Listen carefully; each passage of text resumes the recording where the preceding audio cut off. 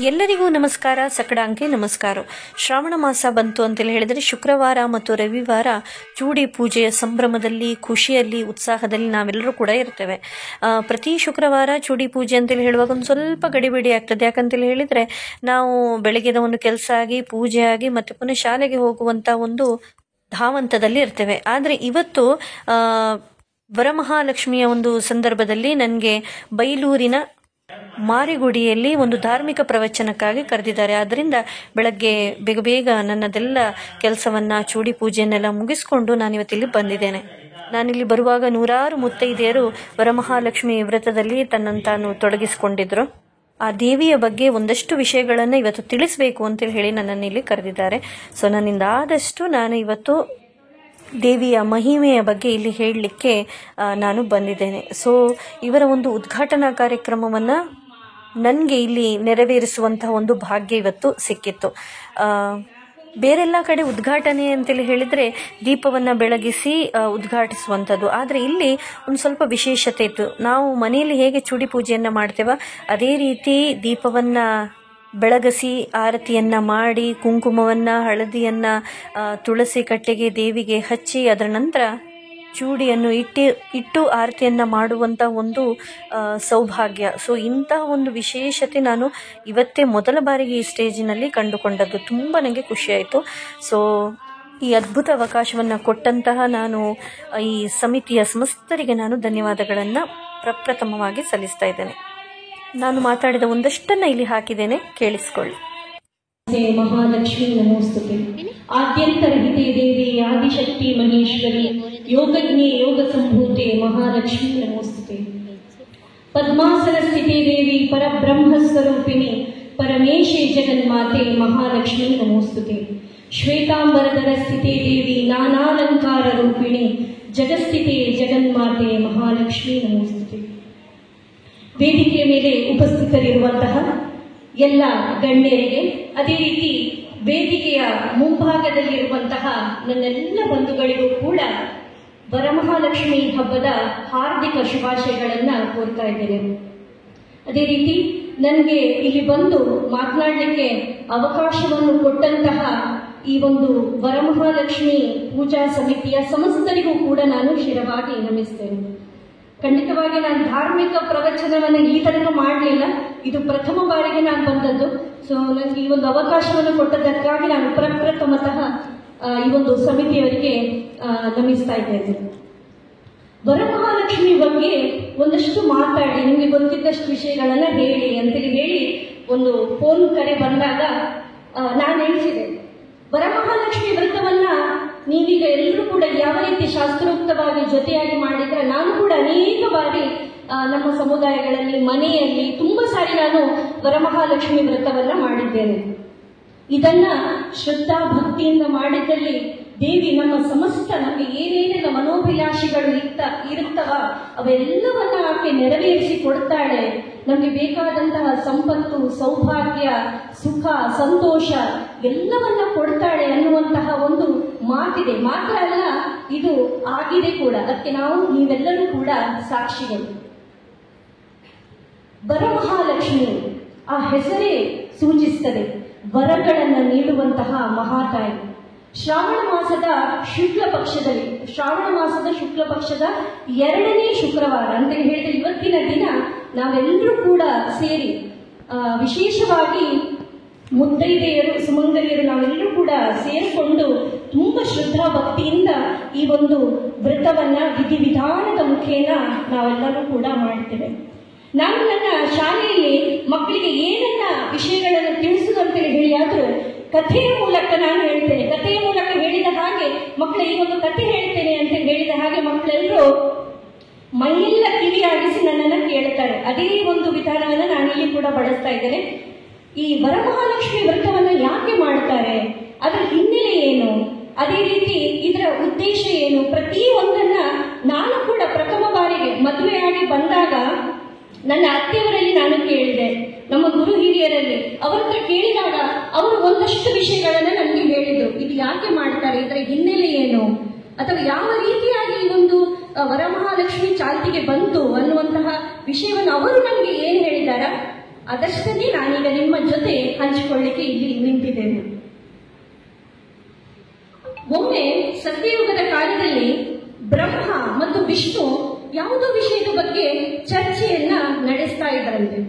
ಹೀಗೆ ಚರ್ಚೆಯನ್ನು ನಡೆಸ್ತಾ ಇರಬೇಕಾದ್ರೆ ಬ್ರಹ್ಮನಿಗೆ ಒಂದು ಆ ಸಮಯದಲ್ಲಿ ಅಹಂ ಇತ್ತು ಅಂತೇಳಿ ಹೇಳ್ತಾರೆ. ಅವರಿಗೆ ಏನಂತೇಳಿ ಹೇಳಿದ್ರೆ, ಈ ಲೋಕದಲ್ಲಿ ನಾನೇ ಶ್ರೇಷ್ಠ, ತ್ರಿಮೂರ್ತಿಗಳಲ್ಲಿ ನಾನೇ ಶ್ರೇಷ್ಠ ಅಂತೇಳಿ ಹೇಳಿ. ಸೊ ಬ್ರಹ್ಮ ಹೇಳ್ತಾರಂತೆ ವಿಷ್ಣು ಹತ್ರ, ಒಂದು ಸ್ಪರ್ಧೆಯನ್ನು ನಾವು ಏರ್ಪಡಿಸುವ, ಈ ಸ್ಪರ್ಧೆಯಲ್ಲಿ ಯಾರು ವಿಜೇತರಾಗ್ತಾರೆ ಅವರು ಶ್ರೇಷ್ಠರು ಅಂತ ಹೇಳಿ. ಆಗ ವಿಷ್ಣು ಹೇಳ್ತಾರಂತೆ, ನಮ್ಗೆ ಮೂವರಿಗೂ ಕೂಡ, ಬ್ರಹ್ಮ ವಿಷ್ಣು ಮಹೇಶ್ವರ ಮೂವರಿಗೂ ಕೂಡ ಸೃಷ್ಟಿ ಸ್ಥಿತಿ ಲಯ ಅಂತ ಹೇಳಿ ಮೂರು ಬೇರೆ ಬೇರೆ ಒಂದು ಜವಾಬ್ದಾರಿಗಳು ನಮಗೆ ಕೊಟ್ಟಾಗಿದೆ. ನಾವು ಸಮಾನವಾಗಿ ಆ ಕೆಲಸವನ್ನು ಮಾಡಿದಾಗ ನಮ್ಮ ಒಂದು ಏನ್ ಹೇಳ್ತೇವೆ, ಒಂದು ಸಂಸಾರ, ಒಂದು ಪ್ರಕೃತಿಯ ಒಂದು ಬ್ಯಾಲೆನ್ಸ್ ಅಲ್ಲಿ ಇರ್ತದೆ. ಮತ್ತೆ ಪುನಃ ಯಾಕೆ ಯಾರು ಶ್ರೇಷ್ಠರು ಅಂತ ಹೇಳಿ, ಎಲ್ಲರೂ ಕೂಡ ಸಮಾನವೇ ಅಲ್ವಾ ಅಂತ ಹೇಳಿದಾಗ ಬ್ರಹ್ಮ ಇದನ್ನು ಒಪ್ಪಲಿಕ್ಕೆ ತಯಾರಾಗಿರೋದಿಲ್ಲ. ಇಲ್ಲ ಇಲ್ಲ, ಒಂದು ಸ್ಪರ್ಧೆಯನ್ನ ಮಾಡುವ. ಸರಿ, ಕಡೆಗೆ ವಿಷ್ಣು ಕೂಡ ಒಪ್ಪಿಕೊಳ್ತಾರೆ. ಆ ಸ್ಪರ್ಧೆಯ ನಿಯಮ ಏನಪ್ಪಾ ಅಂತ ಹೇಳಿದ್ರೆ, ಈ ವಿಷ್ಣು ಮೊದಲಿಗೆ ಬ್ರಹ್ಮನ ಒಳಗೆ ಹೋಗಿ ಬರಬೇಕು. ಯಾರು ದೇಹದ ಒಳಗೆ ಹೋಗಿ ಬೇಗ ಹೊರಗೆ ಬರ್ತಾರೆ ನೋಡಿ, ಅವರು ಈ ಸ್ಪರ್ಧೆಯ ವಿಜೇತರು ಅಂತ ಹೇಳಿ. ಸರಿ, ವಿಷ್ಣು ಕೂಡ ಒಪ್ಪಿಕೊಳ್ತಾರೆ. ಮೊದಲಿಗೆ ಬ್ರಹ್ಮನ ಒಳಗೆ ವಿಷ್ಣು ಕಿರಿದಾದ ರೂಪದಲ್ಲಿ ತಾಳಿ ವಿಷ್ಣು ಬ್ರಹ್ಮನ ಒಳಗೆ ಹೋಗ್ತಾರೆ. ಹೋಗಿ ಎಷ್ಟೋ ಪ್ರಯಾಸ ಮಾಡಿ ಕೊನೆಗೆ ಹೊರಗೆ ಬರ್ತಾರೆ. ಈಗ ಬ್ರಹ್ಮನ ಬಾರಿ ಇರ್ತದೆ. ಈಗ ಬ್ರಹ್ಮ ವಿಷ್ಣುವಿನ ಒಳಗೆ ಹೋಗುವಂತಹ ಬಾರಿ. ಸರಿ, ಬ್ರಹ್ಮನು ಕೂಡ ಕಿರಿದಾಗ್ತಾನೆ, ವಿಷ್ಣುವಿನ ಬಾಯಿಯ ಮುಖೇನ ಬ್ರಹ್ಮ ಒಳಗೆ ಹೋಗ್ತಾನೆ. ಆದ್ರೆ ಇಲ್ಲಿ ವಿಷ್ಣು ಏನ್ ಮಾಡ್ತಾರೆ, ಸ್ಪರ್ಧೆ ಅಂತ ಹೇಳಿದ್ರೆ ಪ್ರತಿಯೊಂದು ಸ್ಪರ್ಧೆಗೂ ಕೂಡ ನಾವು ವಿಜೇತರಾಗಬೇಕು ಅನ್ನುವಂತ ಒಂದು ಮನೋಭಾವನೆ ಎಲ್ಲರಲ್ಲೂ ಕೂಡ ಇರ್ತದೆ. ಸೊ ಇಲ್ಲಿ ವಿಷ್ಣು ಕೂಡ ಏನ್ ಮಾಡ್ತಾರೆ, ದೇಹದ ಎಲ್ಲವನ್ನು ಏನೇನು ರಂಧ್ರಗಳುಂಟ ಅದನ್ನೆಲ್ಲವನ್ನ ಮುಚ್ಚಿರ್ತಾರೆ, ಎಲ್ಲವನ್ನ ಕೂಡ ಬಂದ್ ಮಾಡ್ತಾರೆ. ಸೊ ಇಲ್ಲಿ ಬ್ರಹ್ಮ ಒಳಗೆ ಚಡಪಡಿಸ್ತಾರೆ, ಹೊರಗೆ ಬರುದು ಹೇಗೆ, ಎಲ್ಲಿಂದಲೂ ದಾರಿ ಸಿಗ್ತಾ ಇಲ್ಲಲ್ಲ ಅಂತ ಹೇಳಿ. ಆ ಸಮಯದಲ್ಲಿ ವಿಷ್ಣು ಹೊರಗೆ ಕೂತವರೆ ಕಿವಿಯೊಳಗೆ ಹೀಗೆ ಬೆರಳು ಹಾಕ್ತಾ ಕಿವಿಯ ಒಳಗಿರುವಂತಹ ಎರಡು ಕೊಳೆಯ ಬಿಂದುವನ್ನ ಕೆಳಗೆ ಹಾಕ್ತಾರೆ. ಆ ಕೊಳೆಯ ಬಿಂದುಗಳೇ ಮಧು ಕೈಟಭ ಅಂತ ಹೇಳಿ, ಮಧು ಕೈಟಭ ಅಂತ ಹೇಳುವಂತಹ ರಾಕ್ಷಸರಾಗ್ತಾರೆ. ನೀವು ಕೇಳಿದಿರ್ಬೋದು, ಮಧು ಕೈಟಭ ಅನ್ನುವಂತಹ ರಾಕ್ಷಸರು ಈ ವಿಷ್ಣುವಿನ ಕಿವಿಯ ಒಳಗಿನ ಕೊಳೆಯ ಬಿಂದುಗಳು ಕೆಳಗೆ ಹಾಕಿದಾಗ ಎರಡು ಕೊಳೆಯ ಬಿಂದುಗಳು ರಾಕ್ಷಸರಾಗಿ ಪರಿವರ್ತನೆ ಆಗ್ತಾರೆ. ಕಡೆಗೆ ಒಳಗೆ ದೇಹದೊಳಗೆ ಎಲ್ಲಿಂದ ಹೊರಗೆ ಬರುತ್ತಪ್ಪ ಅಂತೇಳಿ ಹೇಳಿ ಬ್ರಹ್ಮ ಕಾದು ಕಡೆಗೆ ನಾಭಿ ಅಂತ ಹೇಳಿದ್ರೆ ಹೊಕ್ಕುಳಿಂದ ಅಲ್ಲಿಂದ ಹೊರಗೆ ಬರ್ಬೋದು, ಈ ಒಂದು ದಾರಿ ಇದೆ ಅಂತ ಹೇಳಿ ಈ ಬ್ರಹ್ಮ ಹೊಕ್ಕುಳಿಂದ ಹೊರಗೆ ಬರಲಿಕ್ಕೆ ಆರಂಭಿಸ್ತಾರಂತೆ. ಆರಂಭಿಸುವಾಗ ಮಧು ಕೈಟಪರು ಅವರೆಲ್ಲ ಇದ್ರಲ್ಲ, ಅವರು ಕೂಡಲೇ ಈ ಬ್ರಹ್ಮನನ್ನ ಹೆದರಿಸ್ತಾರೆ, ಅವರಿಗೆ ಒಂದು ಶಿಕ್ಷೆಯನ್ನು ಕೊಡ್ಲಿಕ್ಕೆ ಮುಂದಾಗ್ತಾರೆ. ಅದೇ ರೀತಿ ಅವರನ್ನು ಪೀಡಿಸಲಿಕ್ಕೆ ಆರಂಭಿಸ್ತಾರೆ. ಅಷ್ಟರಲ್ಲಿ ಹೆದರಿದಂತ ಬ್ರಹ್ಮ ಮತ್ತೊಮ್ಮೆ ನಾಭಿಯೊಳಗೆ ಹೋಗ್ತಾನಂತೆ. ಆಗ ವಿಷ್ಣು ಏನ್ ಮಾಡ್ತಾನೆ, ಆದಿಮಾಯೆಯ ಸೃಷ್ಟಿಯನ್ನ ಮಾಡ್ತಾನೆ. ಆದಿಮಾಯೆ ಅಂತ ಹೇಳಿದ್ರೆ ಆಗ ವಿಷ್ಣು, ಈಗ ನಮ್ಗೆಲ್ಲರಿಗೂ ಗೊತ್ತಿದೆ, ಇದಕ್ಕೆ ಚಾತುರ್ಮಾಸ ಅಂತ ಹೇಳ್ತಾರೆ. ಚಾತುರ್ಮಾಸ ಅಂದ್ರೆ 4 ಮಾಸಗಳ ಕಾಲ ವಿಷ್ಣು ಯೋಗ ನಿದ್ರೆಯಲ್ಲಿ ಇರ್ತಾರಂತೆ. ಯೋಗ ನಿದ್ರೆ ಅಂತ ಹೇಳಿದ್ರೆ ಧ್ಯಾನದಲ್ಲಿ ಇರ್ತಾರೆ. ಆ ಸಮಯದಲ್ಲಿ ಲೋಕದ ಉದ್ಧಾರವನ್ನ ಮಾಡಲಿಕ್ಕಾಗಿ, ದುಷ್ಟರನ್ನ ಶಿಕ್ಷಿಸಿ ಶಿಷ್ಟರನ್ನ ರಕ್ಷಣೆ ಮಾಡಲಿಕ್ಕಾಗಿ ಆದಿಮಾಯೆಯ ಸೃಷ್ಟಿಯನ್ನ ಮಾಡ್ತಾರೆ. ಆದಿಮಾಯೆ ಮತ್ತೆ ಯಾರು ಅಲ್ಲ, ಅವನ ಹೆಂಡತಿ ವಿಷ್ಣು ಸ್ವರೂಪಿಣಿ ಏನಿದ್ದಾಳೆ, ಮಹಾಲಕ್ಷ್ಮಿ ಏನಿದ್ದಾಳೆ, ಅವಳದ್ದೇ ಒಂದು ರೂಪ. ಅವಳನ್ನ ಆತ ಸೃಷ್ಟಿಸ್ತಾನಂತೆ, ಮತ್ತೆ ಯೋಗ ನಿದ್ರೆಗೆ ಜಾರ್ತಾನಂತೆ. ಆ ಆದಿಮಾಯೆ ಏನ್ ಮಾಡ್ತಾಳೆ, ಮಧು ಕೈಟಪರ ವಧೆಯನ್ನು ಮಾಡ್ತಾಳೆ. ನೀವು ಹೆಚ್ಚಿನ ಯಕ್ಷಗಾನಗಳೆಲ್ಲ ಈ ಒಂದು ದೃಶ್ಯವನ್ನ ನೋಡಿದಿರಬಹುದು. ಆಗ ಬ್ರಹ್ಮ ಹೊರಗೆ ಬರ್ತಾನಂತೆ. ನಾಭಿಯಿಂದ ಬ್ರಹ್ಮ ಹೊರಗೆ ಬರುವ ಕಾರಣ ಬ್ರಹ್ಮನಿಗೆ, ಕಮಲದ ಮೇಲೆ ಕೂತ್ಕೊಂಡು ನಾಭಿಯಿಂದ ಹೊರಗೆ ಬರುವ ಕಾರಣ ಬ್ರಹ್ಮನಿಗೆ ಕಮಲ ನಾಭ ಅನ್ನುವಂತ ಒಂದು ಹೆಸರು ಬರ್ತದೆ, ನಿಮ್ಗೆ ಗೊತ್ತಿರಬಹುದು. ಅದರ ನಂತರ ವಿಷ್ಣು ಹೇಳ್ತಾನಂತೆ ಆದಿಮಾಯೆ ಹತ್ರ, ನಾನು ಇನ್ನು 4 ಮಾಸಗಳ ಕಾಲ ಯೋಗ ನಿದ್ರೆಗೆ ಜಾರ್ತಾ ಇದ್ದೇನೆ. ಲೋಕದ ಕಲ್ಯಾಣಕ್ಕಾಗಿ ನಾನು ಧ್ಯಾನಸ್ಥನಾಗ್ತಾ ಇದ್ದೇನೆ. ಈ ಒಂದು ಸಮಯದಲ್ಲಿ ನೀನು 4 ಮಾಸಗಳ ಕಾಲ ಈ ಬ್ರಹ್ಮಾಂಡವನ್ನ, ಈ ಒಂದು ಸಮಸ್ತ ಲೋಕವನ್ನ ಜನರ ಕಲ್ಯಾಣವನ್ನ ನೀನು ಮಾಡಬೇಕು, ದುಷ್ಟರ ವಧೆಯನ್ನು ಮಾಡಬೇಕು, ಶಿಷ್ಟರ ರಕ್ಷಣೆಯನ್ನ ಮಾಡಬೇಕು, ಯಾರ್ಯಾರು ನಿನ್ನನ್ನ ಭಜಿಸ್ತಾರ ಅವರಿಗೆ ಉದ್ಧಾರವನ್ನ ಮಾಡಬೇಕು ಅಂತ ಹೇಳಿ ವಿಷ್ಣು ಹೇಳ್ತಾನೆ. ಅದಕ್ಕಾಗಿ ನೋಡಿ, ಈಗ ಶ್ರಾವಣ ಮಾಸದಲ್ಲಿ ನಾವು ವರಮಹಾಲಕ್ಷ್ಮಿಯನ್ನು, ಅದು ಕೂಡ ಆದಿಮಾಯಿಯ ಒಂದು ರೂಪವೇ, ಶ್ರಾವಣದಲ್ಲಿ ವರಮಹಾಲಕ್ಷ್ಮಿಯನ್ನ ಪೂಜೆ ಮಾಡಿದ್ರೆ ಶ್ರಾವಣದ ನಂತರ ಬರ್ತದೆ ಭಾದ್ರಪದ, ಗಣಪತಿಯ ತಾಯಿ ಗೌರಿ ರೂಪದಲ್ಲಿ ನಾವು ಆಕೆಯನ್ನ ಭಜಿಸ್ತೇವೆ. ಆಶ್ವೀಜದಲ್ಲಿ ನವದುರ್ಗೆಯಾಗಿ ಭಜಿಸ್ತೇವೆ. ಅದರ ನಂತರ ಬರುವಂತಹ ಕಾರ್ತಿಕದಲ್ಲಿ ವಿಷ್ಣು ಸ್ವರೂಪಿಣಿಯಾಗಿ ನಾವು ಅವಳನ್ನು ಭಜಿಸ್ತೇವೆ. ಹಾಗೆ ಒಂದೊಂದು ಮಾಸದಲ್ಲಿ ದೇವಿ ಒಂದೊಂದು ರೂಪವನ್ನ ತಾಳಿ ನಮ್ಮನ್ನ ರಕ್ಷಣೆ ಮಾಡ್ತಾ ಇರ್ತಾಳೆ. 4 ಮಾಸಗಳ ಕಾಲ ವಿಷ್ಣು, ಚತುರ್ಮಾಸಗಳ ಕಾಲ ವಿಷ್ಣು ಯೋಗ ನಿದ್ರೆಗೆ ಜಾರಿದಂತಹ ಸಂದರ್ಭದಲ್ಲಿ ಈ ದೇವಿ ಶಕ್ತಿಗಳು ನಮ್ಮನ್ನ ಕಾಪಾಡ್ತವೆ ಎನ್ನುವಂತಹ ಒಂದು ಮಾತಿದೆ. ಈಗ ನಮ್ಮ ವರಮಹಾಲಕ್ಷ್ಮಿಯ ವ್ರತ ಅಥವಾ ವರಮಹಾಲಕ್ಷ್ಮಿಯ ಒಂದು ಕಥೆ ಏನು, ಇದು ಹೆಚ್ಚಾಗಿ ನೀವು ಕೇಳಿಕ್ಕಿಲ್ಲ. ಮಹಾರಾಷ್ಟ್ರದಿಂದ ನನ್ನದೊಂದು ನೇತರ ಅವರು ಬಂದಿದ್ರು, ಅಲ್ಲಿಂದ ಬಂದವರು ಮುಂಬೈಯಿಂದ. ಸೊ ಅವರು ನನಗೆ ಈ ಒಂದು ಕಥೆಯನ್ನು ಹೇಳಿದ್ರು. ನಾವು ಯೂಟ್ಯೂಬ್ ಅಲ್ಲಿ ಅಥವಾ ಬೇರೆ ಕಡೆ ನೋಡಿದಾಗ ಅದೇ ಕಥೆಗಳು, 1-2 ಕಥೆಗಳು ಅದೇ ರಿಪೀಟ್ ಆಗ್ತದೆ ನಾವು ನೋಡಿದ್ದೇವೆ. ನಮ್ಮ ಈ ಕಥೆಯನ್ನು ಕೇಳಿದವರು ಕಡಿಮೆ ಇದ್ದಿರಬಹುದು, ಇಲ್ಲ ಅಂತ ಹೇಳುದಿಲ್ಲ, ಕಡಿಮೆ ಇದ್ದಿರಬಹುದು ಅಂತ ಹೇಳಿ ಭಾವಿಸ್ತೇನೆ. ಬಲಿ ಚಕ್ರವರ್ತಿ ಎಲ್ಲರಿಗೂ ಕೂಡ ಹೆಸರು ಗೊತ್ತಿದೆ ಅಲ್ವಾ? ಬಲಿ ಚಕ್ರವರ್ತಿ ಪ್ರಹ್ಲಾದನ, ಭಕ್ತ ಪ್ರಹ್ಲಾದ ಇವರ ಮೊಮ್ಮಗ, ಭಕ್ತ ಪ್ರಹ್ಲಾದನ ಮೊಮ್ಮಗ ಬಲಿ ಚಕ್ರವರ್ತಿ. ಅವನು ಎಷ್ಟು ಒಳ್ಳೆಯವನಾಗಿದ್ದ ಅಷ್ಟೇ ಕೆಟ್ಟವನು ಕೂಡ ಆಗಿದ್ದ. ಒಳ್ಳೆಯವನು ಅಂತ ಹೇಳಿದ್ರೆ ಯಾವ ಸೆನ್ಸಲ್ಲಿ, ಯಾರು ಯಾವ ಸಮಯದಲ್ಲಿ ಅವನ ಹತ್ರ ಬಂದು ಏನು ದಾನವನ್ನ ಕೇಳಿದ್ರು, ಏನು ಕೇಳಿದ್ರು ಅವನು ಅದಕ್ಕೆ ಅವರಿಗೆ ದಾನವನ್ನ ಮಾಡುತ್ತಿದ್ದ. ಏನೇ ಇರಲಿ ಅದು, ಯಾವುದೇ ಸುಖ ಸಂಪತ್ತು ವೈಭೋಗ ಏನವರು ಕೇಳಿದ್ರು ಕೂಡ, ಅದು ತನ್ನದೇ ಆಗಿದ್ರು ಕೂಡ ಅವನು ದಾನವನ್ನ ಮಾಡ್ತಿದ್ದ. ಮಾತ್ರ ಅಲ್ಲ, ಅವನು ವಿಷ್ಣು ಭಕ್ತನು ಕೂಡ ಆಗಿದ್ದ. ಅದೇ ಅವನಲ್ಲಿರುವಂತಹ ಒಂದು ನಕಾರಾತ್ಮಕ ಅಂಶ ಏನಪ್ಪಾ ಅಂತ ಹೇಳಿದ್ರೆ, ಈ ಋಷಿ ಮುನಿಗಳನ್ನ, ಅವರು ಯಜ್ಞ ಯಾಗಾದಿಗಳನ್ನ ಮಾಡುವಾಗ ಅವರನ್ನ ಪೀಡಿಸ್ತಾ ಇದ್ದ. ಅದೇ ರೀತಿ ಈ ಯಜ್ಞ ಯಾಗಾದಿಗಳನ್ನ ಮಾಡುವಾಗ ಅದರ ಮೇಲೆ ನೀರನ್ನು ಸುರಿಯುವಂತದ ಅಥವಾ ಅದನ್ನ ನಾಶ ಮಾಡುವುದ, ಇದನ್ನ ಮಾಡ್ತಾ ಇದ್ದ. ಜನಸಾಮಾನ್ಯರನ್ನ ವಿನಾಕಾರಣ ಪೀಡಿಸ್ತಾ ಇದ್ದ. ಇದು ಕೂಡ ಅವನಲ್ಲಿ ಇತ್ತು. ಸೊ ಎಷ್ಟು ಒಳ್ಳೆಯವನಿದ್ದ ಅಷ್ಟೇ ಕೆಟ್ಟವನು ಕೂಡ ಆಗಿದ್ದ ಅಂತ ಹೇಳ್ತೇವೆ ಬಲಿ ಚಕ್ರವರ್ತಿ. ಅದರ ನಂತರ ಬಲಿ ಚಕ್ರವರ್ತಿಗೊಂದು ಆಸೆ ಇತ್ತು, ನಾನು ದೇವಲೋಕದಲ್ಲಿರುವಂತಹ ದೇವರಿಗೆ ಸಮಾನನಾಗಿ ಬೆಳಿಬೇಕು ಅಂತ ಹೇಳಿ. ಅದಕ್ಕೆ ಆ ಕಾಲದಲ್ಲಿ ವಾಜಪೇಯಿ ಯಾಗ ಅಂತ ಹೇಳಿ ಮಾಡ್ತಾ ಇದ್ರು. ಆ ವಾಜಪೇಯಿ ಯಾಗ 100 ಯಾಗವನ್ನ ಮಾಡಿದ್ರೆ ಅವರು ದೇವಲೋಕದಲ್ಲಿರುವಂತಹ ದೇವರಿಗೆ ಸಮಾನ ಆಗ್ತಾರೆ, ಮತ್ತೆ ಅವರಿಗೆ ಅಮರತ್ವ ಬರ್ತದೆ, ಮತ್ತೆ ಅವರಿಗೆ ಎಲ್ಲಿಯೂ ನಾಶ ಇರುವುದಿಲ್ಲ ಅಂತ ಹೇಳುವ ಒಂದು ಮಾತಿತ್ತು. ಸೊ 99 ವಾಜಪೇಯಿ ಯಾಗವನ್ನ ಮಾಡ್ತಾರೆ, 100ನೇ ವಾಜಪೇಯಿ ಯಾಗಕ್ಕೆ ತಯಾರಾಗ್ತಾರೆ. ಆ ಸಮಯದಲ್ಲಿ ಈ ಬ್ರಾಹ್ಮಣರೆಲ್ಲ ಇಂದ್ರಾದಿ ದೇವತೆಗಳ ಹತ್ರ ಹೋಗ್ತಾರೆ, ಹೋಗಿ ಹೇಳ್ತಾರೆ, ದಯವಿಟ್ಟು ಇವನನ್ನ ನೀವು ವಾಜಪೇಯಿ ಯಾಗ 100ನೇ ಯಾಗ ಮಾಡೋದ್ರಿಂದ ತಪ್ಪಿಸ್ಬೇಕು, ಇಲ್ಲದಿದ್ರೆ ನಮ್ಗೆಲ್ಲರಿಗೂ ಕೂಡ ಬಹಳಷ್ಟು ಆಪತ್ತು ಕಾದಿದೆ. ಆದ್ರಿಂದ ನೀವೆಲ್ಲರೂ ದಯವಿಟ್ಟು ನೀವೆಲ್ಲರೂ ಹೋಗಿ ಈ ವಿಷ್ಣುವಿನ ಹತ್ರ ಹೋಗಿ ಇದಕ್ಕೆ ಒಂದು ಸಮಾಧಾನವನ್ನ ಕಂಡುಹಿಡಿಬೇಕು ಅಂತ ಹೇಳಿ ಬ್ರಾಹ್ಮಣರು ಹೇಳಿಕೊಂಡಾಗ ಇಂದ್ರಾದಿ ದೇವತೆಗಳು ವಿಷ್ಣುವಿನ ಹತ್ರ ಹೋಗಿ ಹೇಳ್ತಾರೆ, ನೀವು ಯಾವತ್ತೂ ಕೂಡ ಪ್ರತಿ ಯುಗದಲ್ಲಿ ಯಾವಾಗ ದುಷ್ಟರು ಜನ್ಮವನ್ನೆತ್ತಿದ್ರ ಅವರನ್ನ ವಧೆ ಮಾಡ್ಲಿಕ್ಕಾಗಿ ನೀವು ಬೇರೆ ಬೇರೆ ಅವತಾರವನ್ನ ತಾಳಿದಿ, ಈಗಲೂ ಕೂಡ ನಿನ್ನ ಅವತಾರದ ಅಗತ್ಯ ಇದೆ. ಈಗ ನೀನು ಅವತಾರವನ್ನ ತಾಳದೇ ಇದ್ದಿದ್ರಲ್ಲಿ ಏನಾಗ್ತದೆ, ಈ ಬಲಿ ಚಕ್ರವರ್ತಿ ಅವನು ಅಮರನಾಗ್ತಾನೆ, ಅದರ ನಂತರ ನಮ್ಮನ್ನು ಆಳ್ಲಿಕ್ಕೆ ಆರಂಭಿಸ್ತಾನೆ. ಆದ್ರಿಂದ ದಯವಿಟ್ಟು ಹೊಸ ಅವತಾರವನ್ನ ತಾಳ್ಬೇಕು ಅಂತ ಹೇಳಿ ವಿಷ್ಣುವಿನಲ್ಲಿ ಕೇಳಿಕೊಂಡಾಗ ವಿಷ್ಣು ಸರಿ ಅಂತ ಹೇಳಿ ವಾಮನಾವತಾರವನ್ನ ತಾಳ್ತಾನೆ. ಈ ವಿಷಯ ನಮ್ಗೆಲ್ಲರಿಗೂ ಗೊತ್ತಿದೆ. ವಾಮನಾವತಾರವನ್ನ ತಾಳಿ ಈ ಬಲಿ ಚಕ್ರವರ್ತಿಯ ಎಲ್ಲಿ ಯಜ್ಞ ಆಗ್ತಾ ಇರ್ತದ ಆ ಒಂದು ಸ್ಥಳಕ್ಕೆ ಬರ್ತಾನೆ. ಎಲ್ಲ ಸೈನಿಕರು ತಡಿತಾರೆ, ಇಲ್ಲ ಈಗ ಹೋಗುವ ಹಾಗಿಲ್ಲ, ಯಜ್ಞ ನಡೀತಾ ಇದೆ ಅಂತೇಳಿ. ಬಟ್ ಹೇಗೋ ಆ ಒಂದು ವಿಷಯ ಬಲಿ ಚಕ್ರವರ್ತಿ ಹತ್ರ ತಲುಪ್ತದೆ. ಓ, ಯಾರೋ ಕೇಳಿ ಬಂದಿದ್ದಾರೆ, ಕೇಳಿ ಬಂದಾಗ ನಾನು ಅವರಿಗೆ ದಾನವನ್ನ ಮಾಡುವಂತದ್ದು ನಾನು ಮೊದಲಿಂದ ಮಾಡ್ತೇನೆ, ಇವತ್ತು ಈ ಸಂದರ್ಭದಲ್ಲಿ ನಾನು ನಿಲ್ಲಿಸುವುದಿಲ್ಲ, ಇವತ್ತು ಕೂಡ ಮಾಡ್ತೇನೆ ಅಂತ ಹೇಳಿ ಬಲಿ ಚಕ್ರವರ್ತಿ ಯಾಗದಿಂದ ಮಧ್ಯದಲ್ಲಿ ಎದ್ದು ಬರ್ತಾರೆ. ಬಂದಾಗ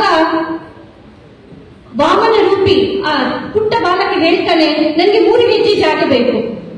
3 ಹೆಜ್ಜೆ ಜಾಗ, ನೀನು ಇಷ್ಟೇ ಪುಟ್ಟ ಇದ್ದಿ, 3 ಹೆಜ್ಜೆ ಜಾಗ ಎಲ್ಲಿ ಬೇಕಾದ್ರೂ ನೀನು ತಗೋ ಅಂತ ಹೇಳ್ತಾನೆ.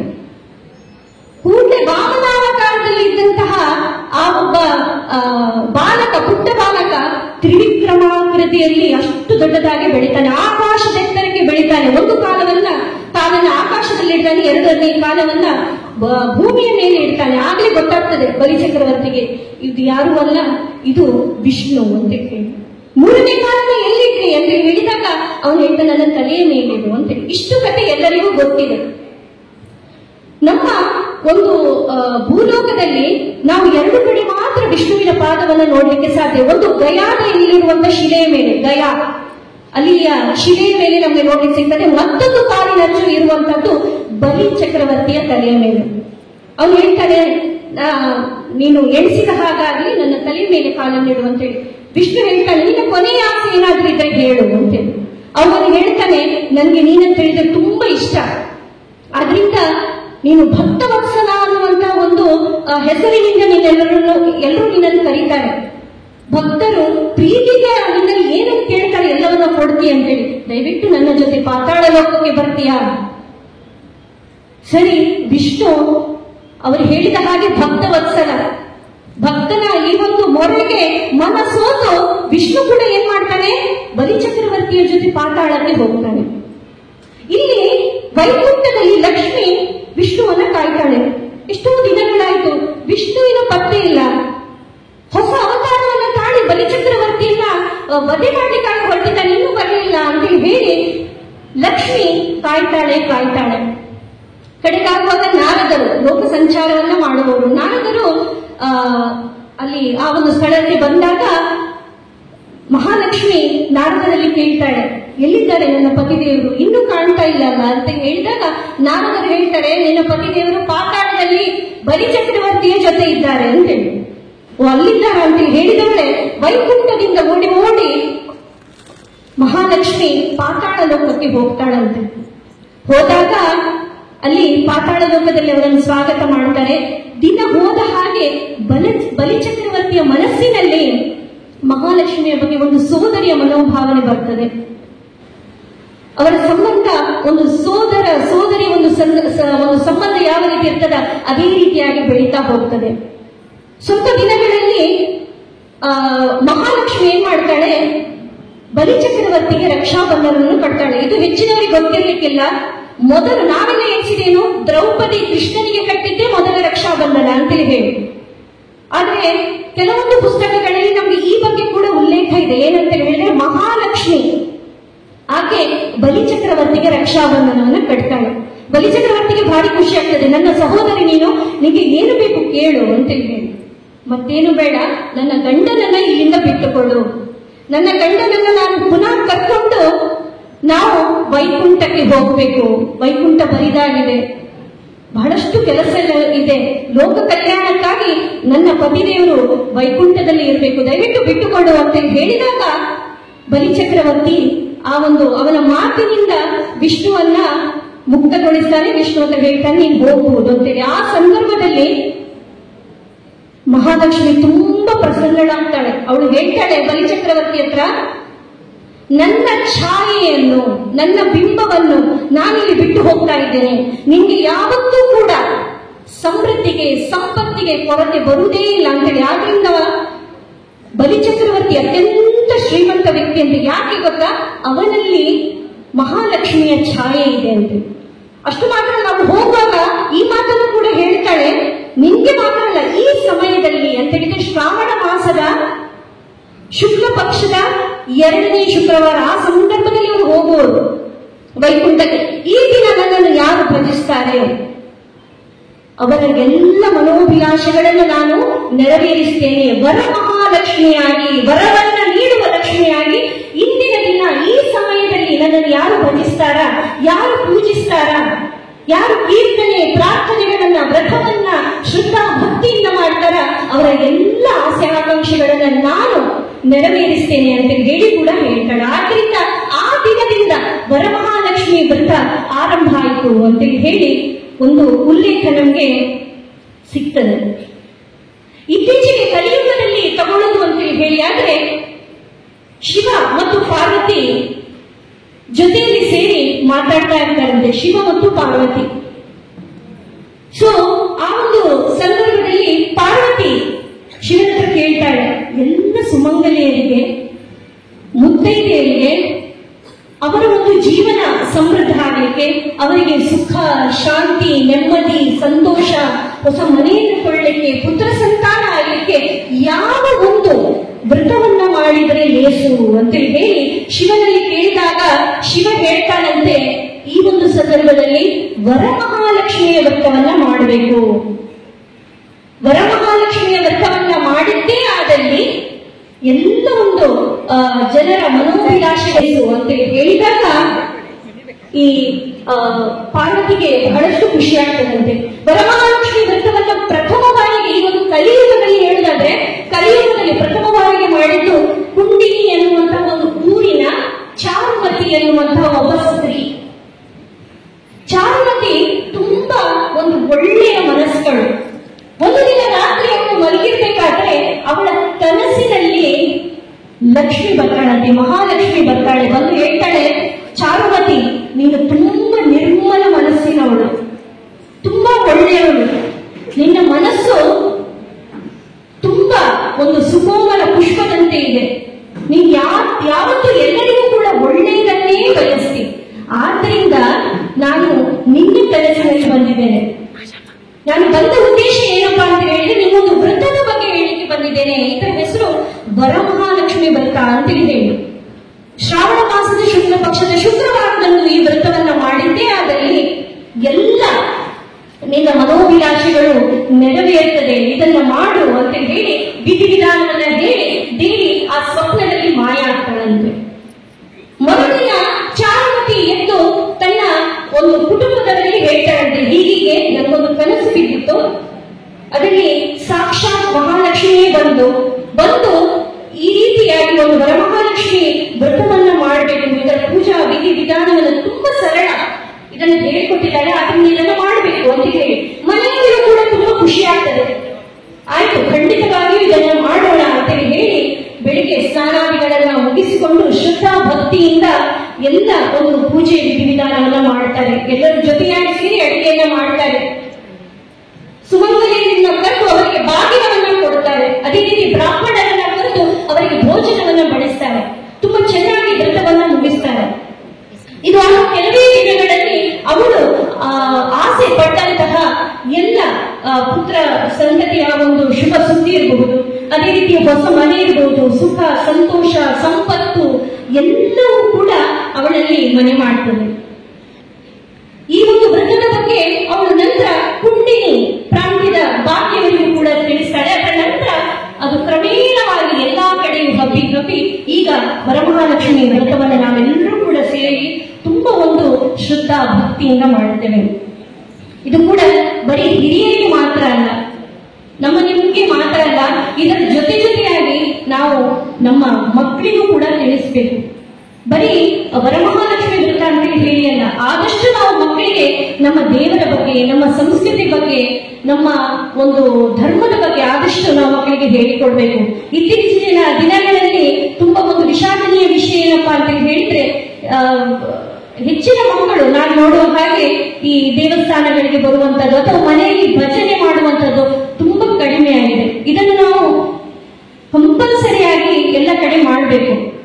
ಮನೆಯಲ್ಲಿ ಅಜ್ಜಂದಿರು ಅದೇ ರೀತಿ ಹಿರಿಯರು ಎಲ್ಲ ಇದ್ದಾಗ ಮಕ್ಕಳಿಗೆ ನಾವು ರಾಮಾಯಣ, ಮಹಾಭಾರತದ ಕಥೆಗಳು, ಹಬ್ಬದ ವಿಶೇಷತೆಗಳು ಇದನ್ನೆಲ್ಲ ನಾವು ತಿಳಿಸಿಕೊಡ್ಬೇಕು. ಯಾಕಂತ ಹೇಳಿದ್ರೆ ಇತ್ತೀಚಿನ ಕಾಲದಲ್ಲಿ ನಮ್ಮ ಮಕ್ಕಳಿಗೆ ನಮ್ಮ ಧರ್ಮದ ಬಗ್ಗೆ, ನಮ್ಮ ಸಂಸ್ಕೃತಿಯ ಬಗ್ಗೆ, ನಮ್ಮ ದೇವರುಗಳ ಬಗ್ಗೆ ಯಾವ ವಿಷಯ ಕೂಡ ಗೊತ್ತಿಲ್ಲ. ಈಗ ಯುಗಾದಿಯ ಸಂದರ್ಭದಲ್ಲಿ ತೆಗೆದುಕೊಳ್ಳಿ, ಯುಗಾದಿಯ ಸಂದರ್ಭದಲ್ಲಿ ನಾವು ಬೇವು ಬೆಲ್ಲವನ್ನು ಹಂಚ್ತೇವೆ. ಯಾಕೆ? ಅದು ಸಂಕೇತ. ಏನಂತ ಹೇಳಿದ್ರೆ ಜೀವನ ಅಂತ ಹೇಳಿದ್ರೆ ಬರೀ ಸುಖ ಮಾತ್ರ ಇರುವುದಿಲ್ಲ, ಸುಖದ ಜೊತೆ ಕಷ್ಟವೂ ಇರ್ತದೆ. ಸೊ ಕಷ್ಟ ಸುಖದ ಸಂಕೇತವಾಗಿ ಬೇವು ಬೆಲ್ಲವನ್ನ ನಾವು ಕೊಡ್ತೇವೆ.